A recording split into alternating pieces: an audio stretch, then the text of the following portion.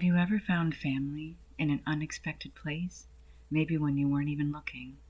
When I moved into the little brick house, I wasn't expecting much socializing. The neighborhood was quiet, filled with retirees and families busy with their kids. My work, remote graphic design, didn't demand much social interaction, and truthfully, I was fine with that. But then I met Jeffrey. Jeffrey lived in the house next door, virtually identical to mine.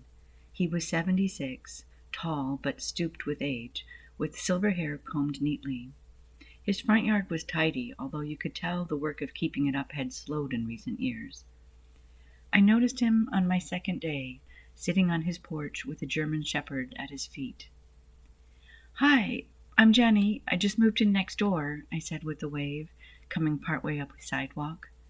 He introduced himself and welcomed me with kind eyes, but I didn't stay too long as he seemed tired. The dog, Toby, I learned, was one that made you want to stop to say hello, ask if you could pet him. Big, intelligent eyes, ears always pricked forward, calm even as cars passed or people walked by. Jeffrey would scratch his head absent-mindedly as if the dog had always been there, an extension of himself. "He's a beautiful dog," I said one afternoon, pausing at the sidewalk. Jeffrey looked up, smiled faintly. "Best friend I've got," he said. We started talking in passing, regular hellos, occasional bits of conversation. I found out his wife, Edith, had passed 6 years earlier. Toby had been with him since. He wasn't just a pet, he was company and comfort. I suspected Toby was the heartbeat in an otherwise too empty, too quiet house. I don't remember what prompted me to start helping, but soon I was walking groceries over when I made a store run, or stopping by to sweep the porch or pull a few weeds. Sometimes I joined him on Toby's evening walks. He never asked, but he always thanked me, his voice soft with gratitude. On the other side of Jeffrey's house lived Marnie. She was 42, divorced, and someone a couple of the other neighbors had warned me about while welcoming me to the neighborhood, so I knew that was a bad sign. She was always complaining, talking too loudly about how people these days had no respect, had no manners. She had 2 yappy little chihuahuas that barked constantly, shrill and sharp, like alarm clocks you couldn't turn off. Whenever Toby went into the backyard, the chihuahuas went wild, flinging themselves against Marnie's fence in a frenzy. Toby, to his credit, never barked back. He'd just sit there, tail wagging lazily, as if their fury was beneath him. Toby loved basking in the warmth of the sun, and Jeffrey would often come sit in a lawn chair beside him. "Your mutt is tormenting my babies," Marnie snapped one afternoon, just as I was bringing over groceries for Jeffrey. She was standing on her porch, hands on her hips, her voice carrying across the hedge. Jeffrey looked tired, his hand tightening on Toby's leash. "He's not doing anything, Marnie. He's just sitting." "He lays right near the fence and just taunts them. They bark all day because of him," she shrieked.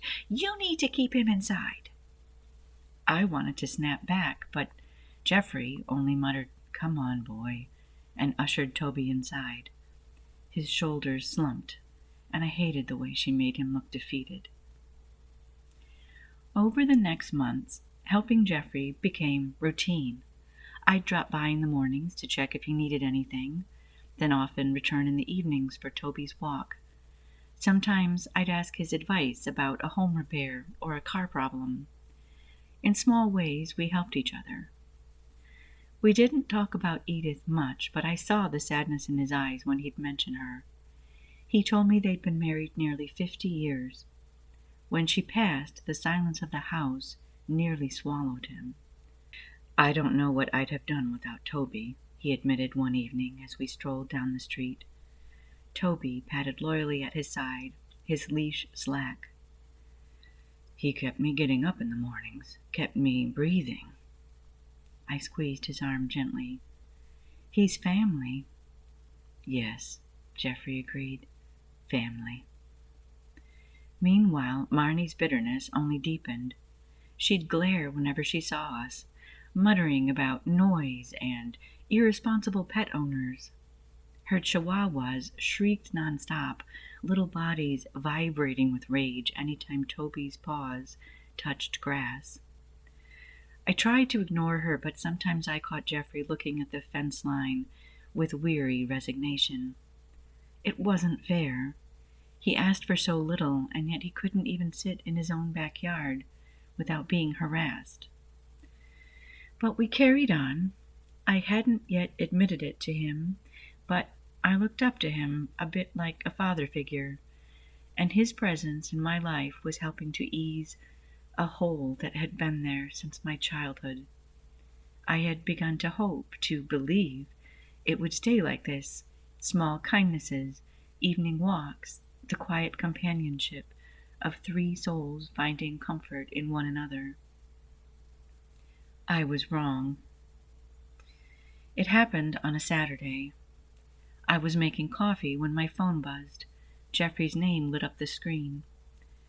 Jenny, his voice trembled when I answered. He's gone. Toby's gone. I dropped the mug in the sink. What do you mean gone? I let him out in the yard while I made breakfast. 10 minutes, maybe less.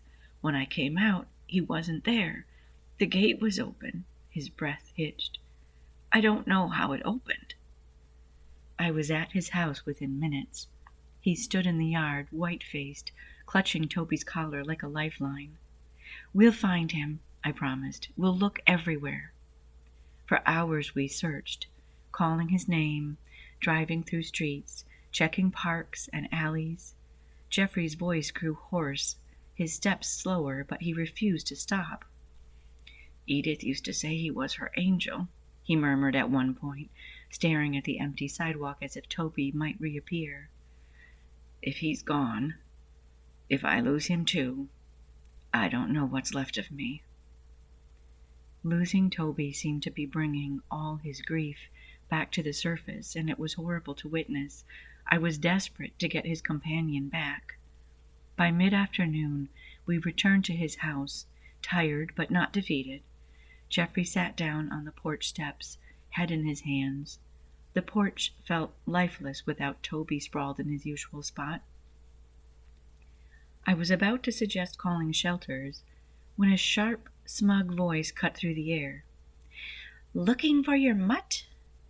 Marnie stood by the fence, arms crossed, a smile curling her lips.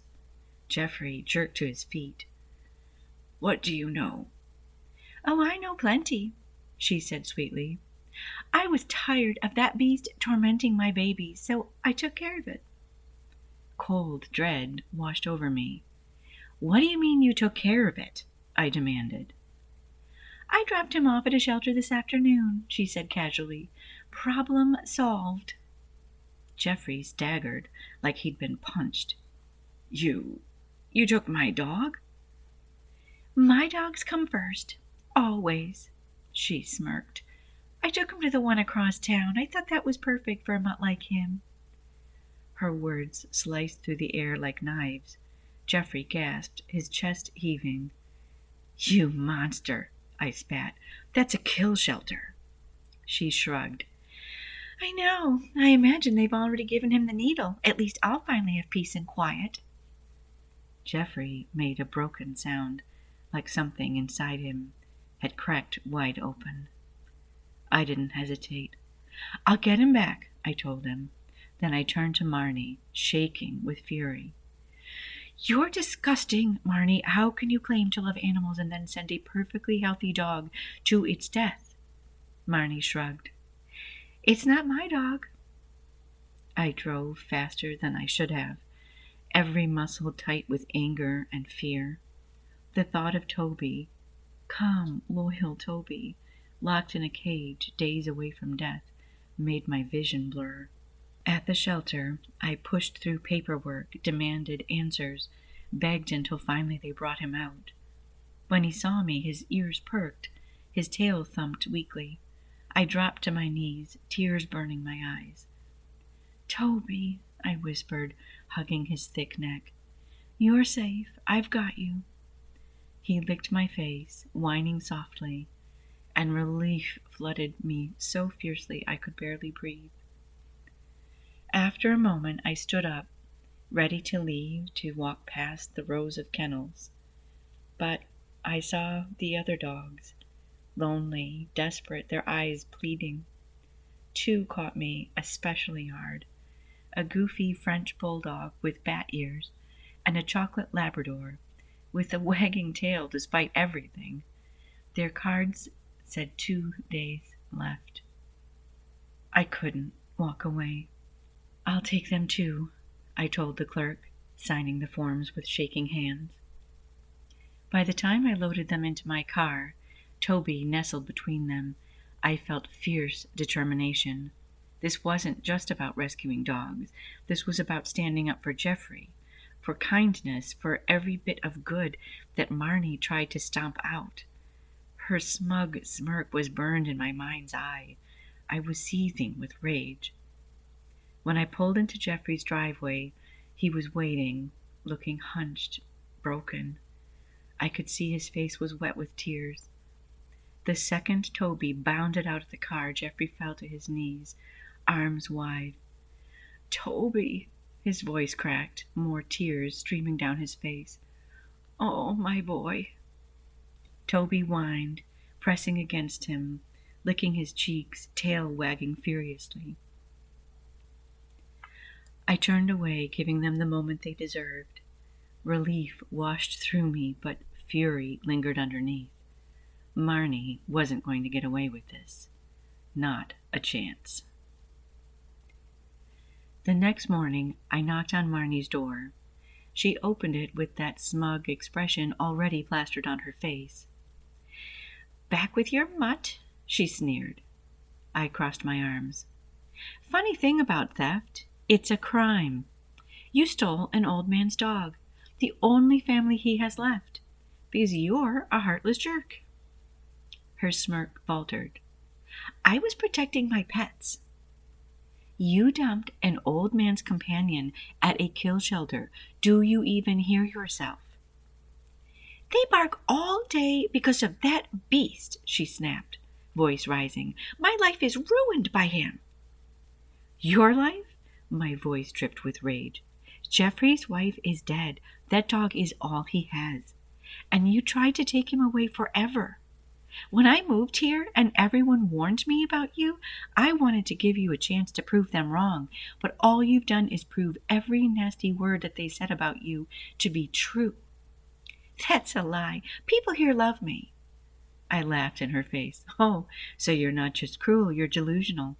And now they know you tried to have a dog killed because you can't control your own dogs. Toby lays in the yard. It's your dogs who are out of control." "How dare you?" "How dare you, Marnie? Everyone knows what you did. Everyone on this block knows you're willing to kill animals because you're spiteful and you're too lazy to train your dogs." Her nostrils flared. "So, you've been talking about me." "You better believe I have. To every single pet owner on this block." "Boo-hoo, you got the mutt back. What else do you want?" "An apology? You owe Jeffrey an apology at the least." "Not a chance." "Okay, well, you can expect a visit from the police." She scoffed. "Go ahead. What are they going to do?" I stared her straight in the eye. "Theft is a crime. So is trespassing." I made a police report with Jeffrey as soon as I left Marnie's doorstep. When the police arrived later that afternoon, I handed over everything I had, texts I'd sent to Jeffrey during the search, names of a couple people who saw us looking. I told them about Marnie's confession to us, and I gave them my copy of some paperwork from the shelter. They probably didn't really need to arrest her right there on her front porch in full view of the neighborhood, but after seeing how much Toby meant to Jeffrey and understanding the cruelty of what had been done, they made that choice. Watching her get handcuffed on her porch while her chihuahuas yapped like maniacs was satisfying. Jeffrey stood beside me, Toby leaning against his leg. For the first time in days, his shoulders weren't slumped. "She'll be back," he murmured. "Let her," I said fiercely. "We'll be ready." Adjusting to suddenly owning 2 dogs wasn't easy. The French bulldog, who I named Gus, was very stubborn and sometimes noisy, while the Labrador, Binks, was still very young and had endless energy. But they adored Toby, following him like loyal sidekicks. And the best part? When they played with Toby in the yard, they barked a lot. Every time they raced around in Jeffrey's backyard, the 3 of them chasing each other, tumbling, competing to retrieve balls and sticks, my dogs barked and Marnie's chihuahuas went absolutely ballistic. Their shrieks lasted for hours. Jeffrey and I had set up cameras, making sure every angle of our 2 yards was covered. "If she so much as looks at Toby wrong again, we'll have proof," I told him. We sat in lawn chairs behind his house one evening, sipping on a couple of beers I'd brought over, watching the dogs tumble across the grass, tails wagging furiously. "This feels like family," he said quietly. "It is," I said, smiling, holding up my beer to cheers with him.